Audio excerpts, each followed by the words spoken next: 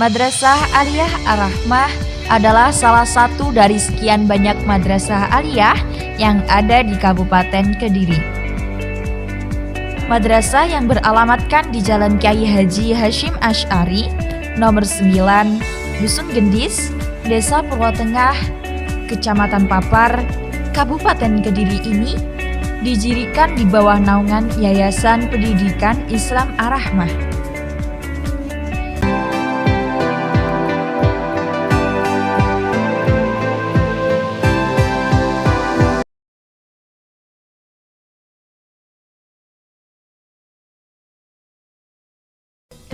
Jika kita kelompokkan, sistem pertahanan tubuh memiliki jenis-jenis berikut. Sistem pertahanan tubuh non-spesifik sebagai sistem pertahanan tubuh bagian luar memiliki sistem pertahanan lapis pertama dan kedua. Sedangkan sistem pertahanan tubuh spesifik yang bekerja pada bagian dalam tubuh merupakan sistem pertahanan lapis ketiga.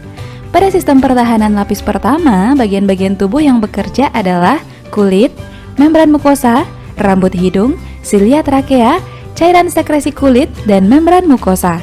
Pada sistem pertahanan lapis kedua terjadi proses inflamasi, fagositosis yang dilakukan oleh sel-sel fagosit, dan perlawanan oleh protein antimikroba. Sedangkan pada sistem pertahanan lapis ketiga, sel tubuh yang berperan adalah limfosit dan antibodi. Nah, kita akan membahas semua jenis pertahanan tubuh ini satu persatu. Kita mulai dari kelompok pertama, sistem pertahanan tubuh non-spesifik. Tadi kita sudah membahas bahwa sistem pertahanan tubuh non-spesifik ini merupakan sistem bawaan tubuh dan tidak dapat membedakan mikroba patogen satu dengan yang lainnya. Sistem pertahanan tubuh non-spesifik ini melibatkan beberapa jaringan tubuh dalam melawan patogen. Mekanisme sistem pertahanan tubuh non-spesifik diperoleh melalui beberapa cara berikut. Pertama, pertahanan yang terdapat di permukaan tubuh terdiri dari pertahanan fisik, mekanis, kimiawi, dan biologis sebagai sistem pertahanan lapis pertama tubuh. Kedua, respons peradangan atau inflamasi, berikutnya fagositosis, dan terakhir, protein antimikroba sebagai sistem pertahanan lapis kedua tubuh. Yuk kita bahas cara kerjanya. Pertama, sistem pertahanan yang terdapat di permukaan tubuh bagian pertahanan fisik.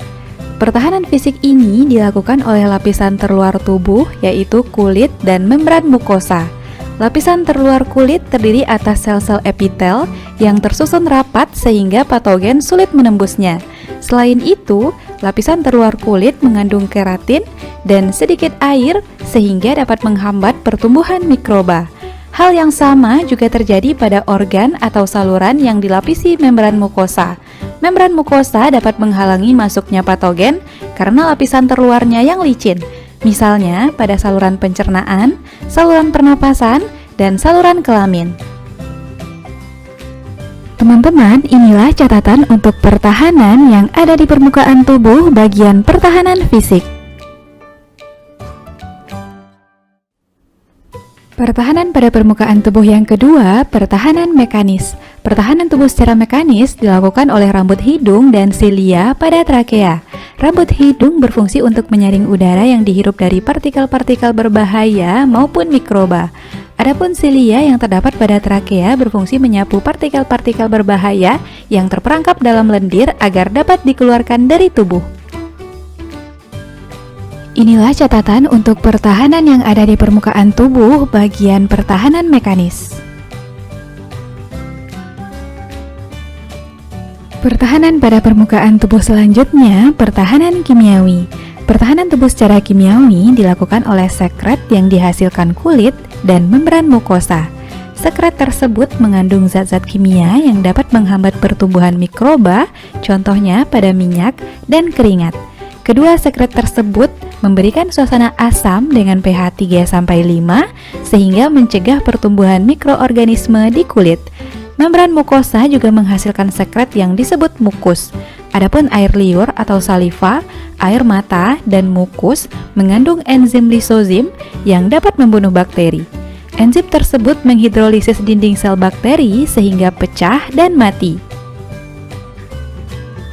Inilah catatan untuk pertahanan yang ada di permukaan tubuh bagian pertahanan kimiawi.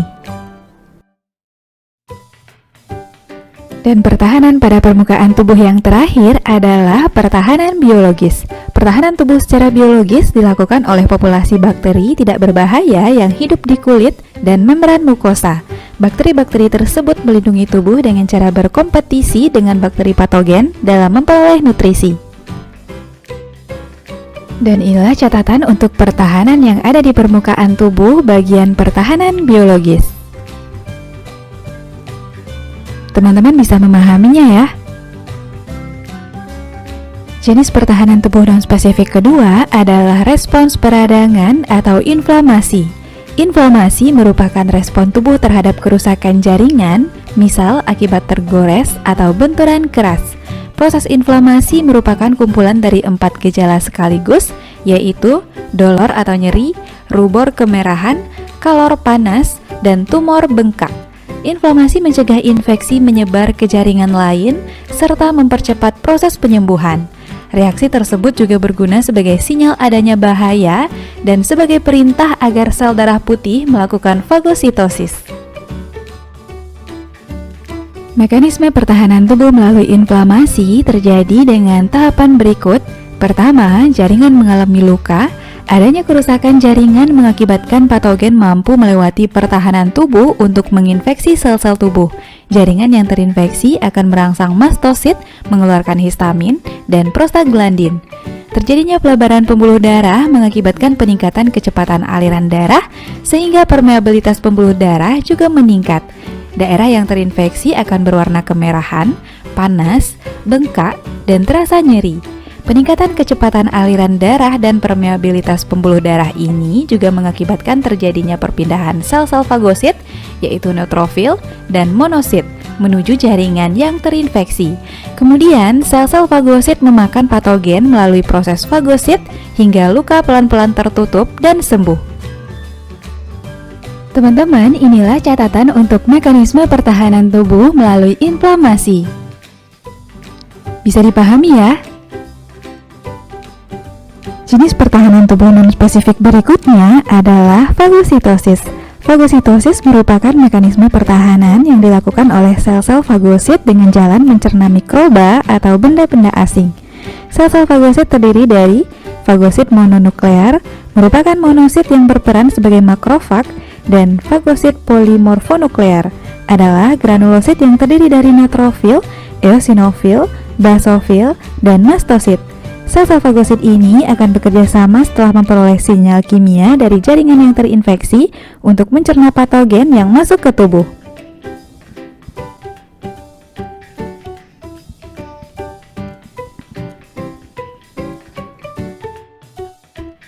Mekanisme fagositosis terdiri dari beberapa tahapan berikut. Pertama, pengenalan atau recognition. Mikroba atau partikel asing yang masuk ke tubuh akan terdeteksi oleh sel-sel fagosit. Kedua, pergerakan atau kemotaksis. Setelah suatu partikel mikroba dikenali, sel fagosit akan bergerak menuju partikel tersebut. Pada proses ini, mikroba atau partikel asing mengeluarkan zat yang dapat menarik sel hidup seperti fagosit untuk menghampirinya. Ketiga, pelekatan atau adhesion. Setelah sel fagosit bergerak menuju partikel asing, partikel tersebut akan melekat dengan reseptor pada membran sel fagosit. Keempat, penelanan atau ingestion. Ketika partikel asing telah berikatan dengan reseptor dari membran plasma sel fagosit, membran sel fagosit akan menyelubungi seluruh permukaan partikel asing dan menelannya ke sitoplasma dalam sebuah gelembung mirip vakuola yang disebut fagosom. Kelima, pencernaan atau digestion. Lisosom yang berisi enzim-enzim penghancur seperti asid hidrolase dan peroksidase berfusi dengan fagosom membentuk fagolisasom. Enzim-enzim tersebut mencerna seluruh permukaan partikel asing sampai hancur. Berikutnya, setelah infeksi tertanggulangi, beberapa neutrofil dan sel fagosit lain akan mati bersamaan dengan matinya sel-sel tubuh dan patogen. Sel-sel fagosit yang masih hidup maupun yang sudah mati serta sel-sel tubuh yang rusak selanjutnya akan membentuk nanah. Terbentuknya nanah merupakan indikator bahwa infeksi telah sembuh. Dan proses terakhir adalah pengeluaran atau releasing. Produk sisa partikel asing yang tidak dicerna akan dikeluarkan oleh sel fagosit. Jenis pertahanan tubuh non-spesifik berikutnya adalah protein antimikroba.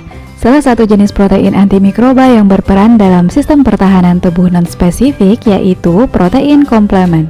Protein komplemen membunuh bakteri penginfeksi dengan cara membentuk lubang pada dinding sel dan membran plasma bakteri tersebut. Hal ini mengakibatkan ion-ion kalsium keluar dari sel bakteri. Sementara itu, cairan dan garam-garam dari luar bakteri akan masuk ke sel bakteri. Masuknya cairan dan garam mengakibatkan sel bakteri hancur. Jenis protein antimikroba lain yang berperan dalam sistem pertahanan tubuh non-spesifik yaitu interferon. Interferon yaitu protein antivirus yang berfungsi menghalangi multiplikasi virus. Interferon dihasilkan oleh sel-sel yang terinfeksi oleh virus. Senyawa tersebut dihasilkan ketika virus memasuki tubuh tidak melalui pembuluh darah, melainkan melalui kulit dan selaput lendir. Selanjutnya, interferon akan berikatan dengan sel-sel yang tidak terinfeksi. Sel-sel yang telah berikatan dengan interferon akan membentuk zat yang mampu mencegah replikasi virus. Jadi, beginilah gambaran alur mekanisme interferon. Pertama, virus menginfeksi sel, kemudian gen interferon virus masuk ke inti sel, selanjutnya terbentuk molekul interferon, interferon masuk ke sel lain sebagai benda asing, interferon menstimulasi sel untuk menyusun protein antivirus, dan terakhir, protein antivirus memblokir reproduksi virus. Itulah keseluruhan mekanisme dan cara kerja sistem pertahanan tubuh non-spesifik. Bisa dipahami ya?